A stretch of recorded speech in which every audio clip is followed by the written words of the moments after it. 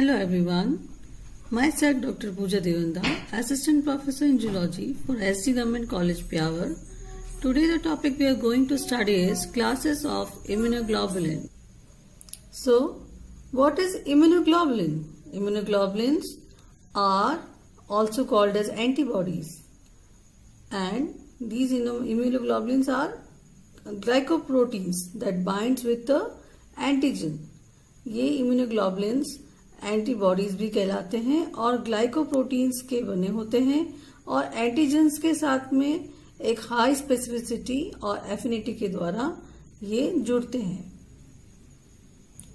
एक थोरो रिव्यू इसके स्ट्रक्चर पे, इम्यूनोग्लोबुलिन का एक टिपिकल जो इम्यूनोग्लोबुलिन है उसका स्ट्रक्चर कैसा होता है। ये एक मोनोमोर दिखाई दे रहा है, वाई शेप मोनोमोर दिखाई दे रहा है, जिसमें कि जो है 4 पॉलीपेप्टाइड चेन से मिलकर बना होता है। 2 आइडेंटिकल लाइट और 2 आइडेंटिकल हैवी चेन्स होती हैं।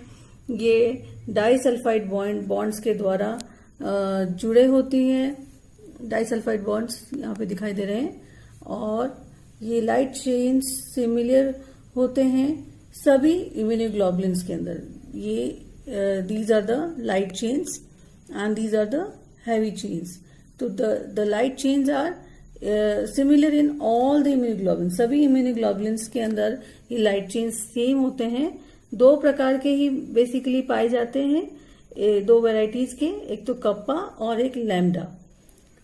जबकि जो हैवी चेन्स है वो वेरी करती है, अलग अलग इम्यूनोग्लोबुलिन से इसकी जो संख्या है वेरी करती है और वेरिएबिलिटी दिखाई देती है।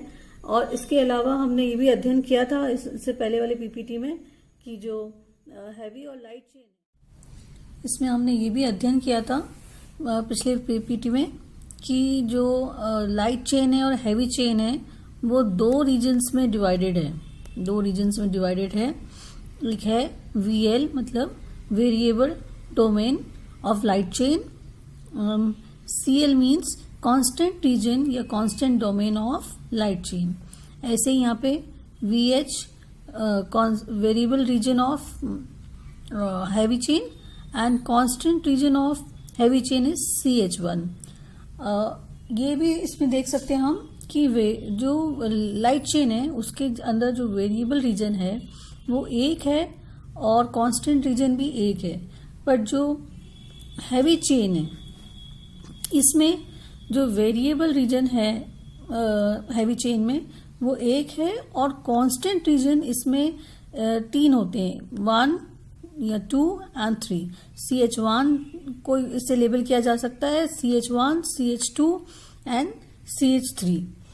और इस स्ट्रक्चर में एक इम्पॉर्टेंट थिंग और है कि इसके लाइट चेन और हैवी चेन दोनों में ही जो इसके जो टर्मिनल्स हैं उस टर्मिनल्स पर एक साइड पे ये अमीनो एसिड्स के लिए बॉन्डिंग के लिए दिखाई दे रहा है जॉइंट आपको, और एक तरफ ये कार्बोहाइड्रेट्स ज्वाइन होने के लिए पॉइंट है।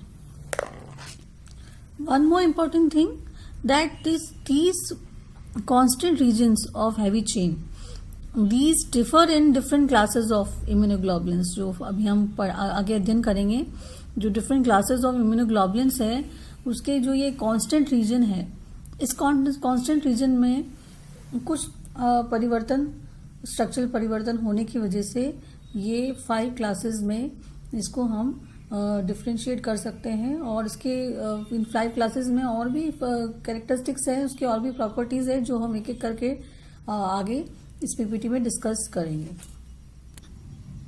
यहाँ पे हम देख रहे हैं classes of immunoglobulins. There are 5 type of classes, IgG, IgM, IgA, IgD and IgE। ये जो चेन्स है इनकी हैवी चेन के अंदर जो डिफरेंसेस है उसके आधार पर इसका नॉमेनक्लेचर किया गया है। जैसे कि IgM है तो IgM को म्यू चेन्स भी कहते हैं। ये M जो है वो म्यू के लिए है, M मीन्स म्यू। सो IgMS ऐसे इसका नॉमेनक्लेचर हुआ। IgA के अंदर अल्फा चेन्स उपस्थित होती है इसलिए इसका नाम IgA रख दिया। IgES E is for epsilon chains, and IgD have delta chains. So this type, in this way they have been nomenclature classified, and we can see that the difference in the heavy chain polypeptides allow these immunoglobulins to function in different types of immune response. Different type के immune response show कर पाते हैं ये इनकी जो heavy chains में जो changes हैं, जो डिफरेंसेस हैं उसके कारण, और डिफरेंट तरह के जो पैथोजन के अटैक होता है उसके प्रति वो रिस्पॉन्ड कर पाते हैं। और ये जो चेन्स में जो डिफरेंस है, ये इनकी जो पॉलीपेप्टाइड प्रोटीन सीक्वेंसेस है, ये इसमें डिफरेंस होने की वजह से ये चेन्स में डिफरेंस आता है, और ये प्राइमरीली जैसा मैंने बताया था अभी कि FC फ्रेगमेंट के अंदर देखा जा सकता है। नेक्स्ट है एंटीजन एंटीबॉडी रिएक्शन में जो बहुत मैटर करता है वो इसकी टाइप ऑफ एंटीबॉडी क्लासेस है, और ईच एंटीबॉडी जो हमने अभी अध्ययन किया 5 टाइप्स की, उनकी वैलेंसी के आधार पर इनमें डिफरेंस पाया जाता है। ये जो Y लाइक मोनोमोर है जो हमने अभी अध्ययन किया था, ये Y लाइक मोनोमोर है। अगर हम IgM को देखें तो यहाँ पे हम देखेंगे कि यहाँ पे ये मोनोमोर एक यूनिट है, एक बेसिक यूनिट है एक इम्यूनोग्लोबुलिन की। तो इस IgM के स्ट्रक्चर में हम देखते हैं 1 2 3 4 5 there are 5 monomers present, and these 5 monomers Y-shaped units are also called as pentamers, and therefore this is the difference between the rest of the other immunoglobulins. और इस प्रकार से इस 5 पेंटामेर्स स्ट्रक्चर की वजह से इसके अंदर अगर काउंट करें हम तो 10 लाइट चेन्स हैं और 10 ही हैवी चेन्स हैं, और 10 एंटीजन बाइंडिंग साइट्स भी इसमें उपस्थित है। IgM की प्रॉपर्टीज को पॉइंट वाइज अगर हम डिस्कस करते हैं तो मॉलिक्यूलर वेट इसका 900,000 डाल्टन है। इसकी H चेन जो म्यू चेन है वो 65,000 डाल्टन्स की है, और सीरम कंसंट्रेशन में ये 0.5 to 2 मिलीग्राम पर मिलीलीटर है, और टोटल इम्यूनोग्लोबुलिन का ये 10% फॉर्म करता है। ग्लाइकोसाइलेशन अगर वेट से देखें तो 12% ग्लाइकोसाइलेशन दिखाई देता है, और डिस्ट्रीब्यूशन इसमें ये ज़्यादातर इंट्रावेस्कुलर टाइप होता है, प्रेजेंट होता है IgM, और इसका फंक्शन है वो प्राइमरी रिस्पॉन्स है। यहाँ पे एक वर्ड आया है glycosylation. Glycosylation is a reaction in which a carbohydrate that is a glycosyl donor is attached to a hydroxyl or other functional another molecules, a glycosyl acceptor means a carbohydrate जो attach होता है वो किसी एक other functional molecule के साथ में जब कार्बोहाइड्रेट अटैच होता है तो उसे ग्लाइकोसाइलेशन कहते हैं। बायोलॉजी में इसको और सिंपली हम ऐसे भी कह सकते हैं कि जब एंजाइमेटिक प्रोसेस होता है तब जब ग्लाइकेन्स उस एंजाइमेटिक प्रोसेस के द्वारा ग्लाइकेन्स जब प्रोटीन्स के साथ अटैच हो जाते हैं या किसी और ऑर्गेनिक मॉलिक्यूल के साथ अटैच हो जाते हैं तो उस प्रोसेस को हम ग्लाइकोसाइलेशन कहते हैं, और ये एक इम्पॉर्टेंट प्रॉपर्टी है सभी इम्यूनोग्लोबुलिन्स की, जो हम सभी इम्यूनोग्लोबुलिन्स की टाइप्स की प्रॉपर्टीज में अभी अध्ययन। सम मोर प्रॉपर्टीज ऑफ IgM जो है वो इंट्रावेस्कुलरली प्रेजेंट होता है, लो कंसंट्रेशंस में, इंट्रासेलुलर टिश्यू फ्लूइड्स में भी उपस्थित होता है। ये प्लेसेंटा को क्रॉस नहीं कर सकता, और ये न्यूबॉर्न जो बेबी है उसके सीरम में उपस्थित होता है, और जिससे कि कॉन्जेनाइटल इन्फेक्शन के बारे में हमें इसका आइडिया हो सकता है। इसके टेस्ट से हम आइडिया लगा सकते हैं कि न्यूबॉर्न को कोई कॉन्जेनाइटल इन्फेक्शन तो नहीं है। और इम्यूनोग्लोबुलिन जो है ये अर्ली 20 वीक्स में, फीटस के अर्ली 20 वीक्स में हमें इसको आइडेंटिफाई कर सकते हैं, देख सकते हैं हम। और ये जो है प्राइमरी रिस्पॉन्स एंटीजन के प्रति जो प्राइमरी रिस्पॉन्स है वो शो करने के लिए फर्स्ट इम्यूनोग्लोबुलिन है। ये इम्यूनोग्लोबुलिन सबसे पहला रिस्पॉन्स आईजीएम के द्वारा देता है या ये इनिशिएट करता है। जो रिस्पॉन्स एंटीजन के एंटर होने पे होता है वो फर्स्ट रिस्पॉन्स इसके द्वारा शो होता है। रिलेटिवली ये शॉर्ट लिव्ड है और जो रीसेंट इन्फेक्शंस होते हैं सीरम में उसी को ये हमें आइडेंटिफाई करने में हेल्प करता है। कैसे कार्य करता है? ये अनस्टिमुलेटेड जो बी लिम्फोसाइट्स है उनके सरफेस पे अपीयर होता है सबसे पहले, और उसके अपीयरेंस के होने पर ये एक रिसेप्टर के तौर पर एक्ट करता है। किसके लिए? एंटीजन्स के लिए। एंटीजन आके उस साइट पे आके बाइंड होके और एग्लूटिनेट हो सकते हैं। तो इसका कार्य एग्लूटिनेशन ऑफ बैक्टीरिया हो गया, और ये एक क्लासिकल पाथवे के द्वारा जो कॉम्प्लीमेंट कास्केड है उसको एक्टिवेट करता है। और रिसर्चर्स से कहते हैं कि ये जो इम्यूनोग्लोबुलिन है अपना आईजीएम है, ये जो माइक्रो ऑर्गेनिजम्स ब्लड के थ्रू एंटर करते हैं उनको टैकल करने के लिए या उनको उनके प्रति रिस्पॉन्स शो करने के लिए आईजीएम रिस्पॉन्सिबल होता है। Next comes the IgG. IgG molecular weight इसका 150,000 डाल्टन्स है। इसकी एच चेन को गामा चेन के द्वारा रिप्रेजेंट करते हैं, और ये 53,000 डाल्टन्स इसका मॉलिक्यूलर वेट हो सकता है एच चेन का। सीरम कंसंट्रेशन में ये सबसे ज़्यादा है, बाकी इम्यूनोग्लोबुलिन्स के कंपैरिजन में इसका कंसंट्रेशन सीरम में सबसे ज़्यादा होता है, 10 to 16 मिलीग्राम पर मिलीलीटर। और परसेंट वाइज देखें तो भी ये 75% है टोटल इम्यूनोग्लोबुलिन्स का, और इसीलिए इसको मोस्ट अबंडेंट क्लास भी कहा जाता है। और ग्लाइकोसाइलेशन जो है वो इसमें कम है, ये 3% है, और इसमें सबसे contains less carbohydrates and other immunoglobulins. Carbohydrates की मात्रा इसमें कम होती है दूसरे इम्यूनोग्लोबुलिन्स के कंपैरिजन में। डिस्ट्रीब्यूशन इसका इंट्रा एंड एक्स्ट्रा वेस्कुलर होता है। फंक्शन में मेन फंक्शन इसका सेकेंडरी रेस्पॉन्स शो करना है। ये ब्लड, प्लाज्मा, टिश्यू फ्लूइड्स और में उपस्थित है। हाफ लाइफ पीरियड इसकी 23 दिन है, द लॉन्गेस्ट ऑफ ऑल। सभी बाकी जो इम्यूनोग्लोबुलिन्स आइसोटोप टाइप्स हैं उनमें सबसे ज़्यादा लॉन्ग लिव्ड है ये, 23 डेज इसकी हाफ लाइफ पीरियड है। और ये भी आईजीएम के द्वारा, जैसे आईजीएम में क्लासिकल पाथवे द्वारा कॉम्प्लीमेंट कास्केड को एक्टिवेट किया जाता है, वैसे इसमें भी क्लासिकल पाथवे द्वारा ही कॉम्प्लीमेंट कास्केड को एक्टिवेट किया जाता है।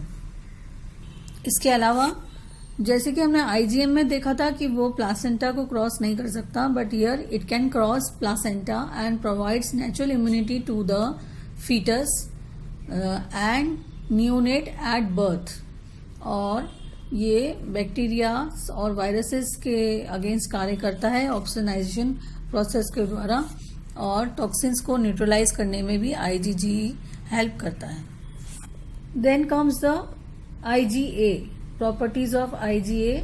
आईजीए मॉलिक्यूलर वेट इसका 320,000 मॉलिक्यूलर वेट है डाल्टन्स में, और ये 3020 सिक्रीटरी जब से होता है ये, तो उस वक्त इसका मॉलिक्यूलर वेट ये दिखाया गया है। इसमें एच चेन जो है वो अल्फा टाइप की होती है, जिसका मॉलिक्यूलर वेट 55,000 डाल्टन्स हो सकता है। सीरम कंसंट्रेशन 1 to 4 मिलीग्राम पर मिलीलीटर है। परसेंट ऑफ टोटल इम्यूनोग्लोबुलिन्स का परसेंट के वाइज देखें अगर तो ये 15% है। ग्लाइकोसाइलेशन इसमें 10% देखा जा सकता है बाय वेट, और डिस्ट्रीब्यूशन इसका इंट्रावेस्कुलर और सिक्रीशंस में होता है। और ये इसका फंक्शन, मेन फंक्शन है म्यूकस प्रोटेक्शन में, म्यूकस मेम्ब्रेन में ये उपस्थित होकर, सिक्रीशंस में उपस्थित होकर ये फर्स्ट लाइन ऑफ इन्फेक्शन में से हमें बचाता है। It is present in the mucus membranes.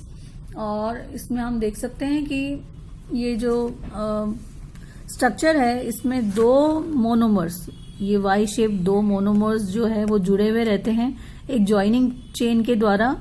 इस ज्वाइनिंग चेन को हम जे चेन भी बोलते हैं। और इसमें एक ये जो ब्लू में दिखाई दे रहा है एक सिक्रीटरी प्रोटीन प्रेजेंट होता है, इसको सिक्रीटरी पीस भी कहते हैं। ये मिल्क में, सलाइवा में, टीयर्स में और म्यूकस ऑफ रेस्पिरेटरी ट्रैक्ट में, डाइजेस्टिव ट्रैक्ट में, जेनिटो यूरिनरी ट्रैक्ट में उपस्थित होता है। और सीरम में ये मोनोमोर के फॉर्म में होता है, मतलब कि इसका एक मोनोमोर उपस्थित होता है। लेकिन एक्सटर्नल सिक्रीशंस के अंदर ये डाइमर मीन्स टू यानी कि ये दोनों जब जे चेन से जुड़ जाते हैं तो डाइमर फॉर्म में ये सिक्रेटरी इम्यूनोग्लोबुलिन के रूप में सिक्रीशंस में उपस्थित होता है। Some more functions of IgA local immunity provide करता है। और क्योंकि ये डिस्कस किया है हमने कि सिक्रेटरी टाइप का भी प्रेजेंट होता है, तो secretory IgA binds to the surface of antigen के सरफेस पर ये बाइंड हो जाता है और एंटीजन्स ऑफ माइक्रो ऑर्गेनिजम्स, और इसके अटैचमेंट से ये इसको प्रिवेंट करता है माइक्रो ऑर्गेनिजम्स को, एंटीजन्स को हमारे म्यूकोजल सरफेस जो रेस्पिरेटरी ट्रैक्ट है, डाइजेस्टिव ट्रैक्ट है और भी जो दूसरे यूरिनोजेनिटल ट्रैक्ट्स है, इनके जो म्यूकस लाइनिंग के थ्रू यदि एंटीजन्स एंटर करने लगते हैं तो ये आईजीए उस पे अटैच होके, उससे बाइंड होके उसका फर्दर एंट्री रोकते हैं। और सिक्रेटरी आईजीए जो न्यूबॉर्न बेबीज को भी provides protection to newborns during first month of life as it is present in breast milk में ये प्रेजेंट होता है, इसलिए ये न्यूबॉर्न बेबी को प्रोटेक्शन प्रोवाइड करता है। और ये जो कॉम्प्लीमेंट कास्केट को एक्टिवेट करने का कार्य करता है, परंतु ये आईजीएम और आईजीजी से थोड़ा डिफरेंट है क्योंकि ये क्लासिकल पाथवे ना यूज करके अल्टरनेटिव पाथवे यूज करता है। आईजीडी इम्यूनोग्लोबुलिन, इसका मॉलिक्यूलर वेट 180,000 डाल्टन्स, इसकी एच चेन जो है वो डेल्टा टाइप की है। सीरम कंसंट्रेशन इसका 0.4 मिलीग्राम पर ml है। Percent of total immunoglobulin is 0.24%। Glycosylation by weight is 13%। और इसका डिस्ट्रीब्यूशन है लिम्फोसाइट की सरफेस पे। आईजीएम के साथ मिलकर एक ये दोनों ही जो इम्यूनोग्लोबुलिन्स है ये मेजरली जो अनस्टिमुलेटेड बी लिम्फोसाइट्स के सरफेस है उसके ऊपर पाए जाते हैं और वहां पर ये एक रिकॉग्निशन का कार्य करते हैं, रिसेप्टर्स का कार्य करते हैं। किसके लिए? एंटीजेंस के लिए। मतलब एंटीजेंस वहां पे आकर वो बाइंड हो जाते हैं और उनका जो भी एंटीजन एंटीबॉडी रिएक्शन है वो होता है और उससे एंटीजन को नष्ट करने में हेल्प मिलती है। प्रॉपर फंक्शन इसका आईजीडी का अननोन है, इसके बारे में डिफरेंट व्यूज हैं बट नॉट प्रॉपर कोई थ्योरी इसके लिए नहीं दी गई है। Properties of IgE, molecular weight इसका 200,000 डाल्टन्स है। एच चेन जिसको कि एप्सिलॉन चेन भी है कहते हैं, ये 73,000 डाल्टन्स है। सीरम कंसंट्रेशन इसका 10 to 400 मिलीग्राम पर ml है। परसेंट ऑफ टोटल इम्यूनोग्लोबुलिन है 0.002% और ग्लाइकोसाइलेशन बाय वेट है 12%। इसका डिस्ट्रीब्यूशन है बेसोफिल्स में, mast cells in saliva and nasal secretions में। और फंक्शन है इसका, ये पैरासाइट्स के अगेंस्ट प्रोटेक्ट करता है। जो इम्यूनोग्लोबुलिन्स जो एंटीजेंस हैं उसमें जो पैरासाइट्स हैं उसके अगेंस्ट जो प्रोटेक्शन प्रोवाइड करने का कार्य ये आईजी द्वारा होता है मोस्टली। और आईजीजी का जो स्ट्रक्चर है वो सिमिलर है बाकी दूसरे आईजीडी और आईजीजी के जैसा ही है, बट इसके अंदर जो कांस्टेंट डोमेन्स हमने अध्ययन करे थे CH1, CH2, CH3 जो नाम दिए थे हमने, तो इसमें कांस्टेंट डोमेन्स जो है वो 4 है हैवी चेन के अंदर जो कांस्टेंट डोमेन्स है वो ये जैसे चित्र में ये ऊपर तो वेरिएबल रीजन शो किया हुआ है हैवी चेन का, और ये जैसे इसे CH1, CH2, CH3 और CH4 इसे हम मार्क कर सकते हैं।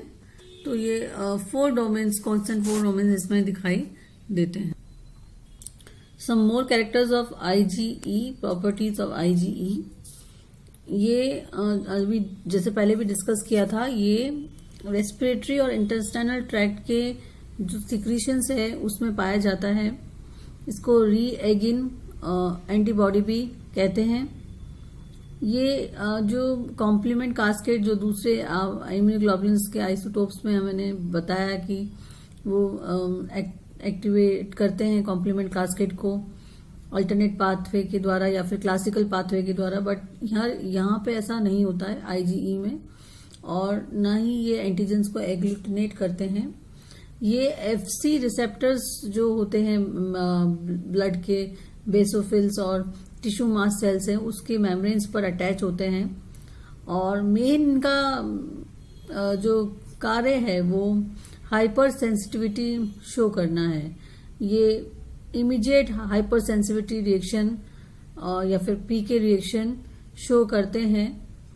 ये फॉरेन पार्टिकल्स जो अपने स्किन है, रेस्पिरेटरी ट्रैक्ट है, इंटेस्टाइनल ट्रैक्ट है, इनके ऊपर आके अगर कोई फॉरेन पार्टिकल अटैच होता है तो ये कई बार उसके प्रति जो हाइपर सेंसिटिविटी है, जो एलर्जिक रिएक्शंस है, वो ये शो करते हैं। ये IgE जो है इसके कारण ही एनाफाइलैक्टिक शॉक या हे फीवर या अस्थमा इस तरह की जो समस्याएं आती हैं वो IgE के इस इमीडिएट हाइपर सेंसिटिविटी रिएक्शन के कारण ही उत्पन्न होती हैं। So that's all we have in this topic. Thank you.